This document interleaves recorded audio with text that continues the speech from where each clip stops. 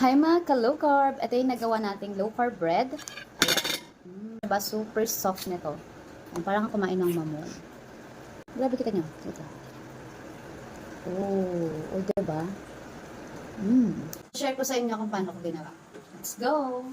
4 tablespoon of low-carb peanut butter. Homemade peanut butter po pala yan na ginawa ko. Kung wala naman kayong time gumawa ng homemade peanut butter, may nabibili naman po sa online. Gay ko na lang yung link sa comment section kung saan kayo pwedeng bumili. 1 large egg. Actually, 2 large egg yung ginamit ko dito. Nahuli lang yung isa. 2 tablespoon ng almond flour. Pwede rin coconut flour, 1 tablespoon lang. Half teaspoon ng baking powder. 1 tablespoon ng flaxseed, pero optional lang naman yan. Pwede namang sesame seed or chia seed yung ilagay nyo para may extra crunch lang. Muntik ko pa nga makalimutan maglagay ng isang egg. Then mix lang natin ng mabuti para well combine lahat ng ingredients na nilagay natin. Kapag ganito na yung texture niya, pwede na natin yan ilipat sa pan. Make sure lang na microwavable yung gagamitin nyo dito dahil sa microwave ulit natin ito lulutuin. Pahid lang din ako ng coconut oil dyan para mabilis ko lang siyang maalis mamaya. Mamit lang ako dyan ng 1/4 cup para masukat ko kung ilan yung magagawa ko. Naglagay ako dito ng dalawang 1/4 cup ng ginawa nating peanut butter. Runny yung texture niya kaya hindi mo kailangan ng spatula para ma-spread sa buong pan. Siyempre, i-microwave natin yan for 1 minute. Imagine, 1 minute mo lang lulutuin yung low carb bread mo. After 1 minute, siyempre luto na yung ating low carb bread. Nipisil-pisil ko nga dito yung low carb bread natin baka kasi may part dito na medyo malambot at hindi naluto. Pero mga mare, legit talaga naluto agad siya. Ito pala yung natirang peanut butter. Niluto ko na lang yan, mga 1/4 cup na lang yan. Bago nyo nga i-slice itong low carb bread nyo, make sure na medyo warm siya para hindi kayo mapaso. Hindi siya mala chiffon cake na texture. Huwag mag-expect ha. Para ka lang kumain ng cupcake. Perfect talaga tong gawin lalo na kung work from home ka or busy ka sa work kasi sobrang bilis niya lang gawin. For sure, hindi ka nga malulungkot na kainin ito at ubusin dahil kita nyo naman yung texture pa lang super soft and yung lasa talaga. Di pala ako dito naglagay ng sweetener ha dahil yung ginawa kong low carb peanut butter may sweetener na po yun. Compare ko nga tong wheat bread and yung low carb bread na ginawa ko,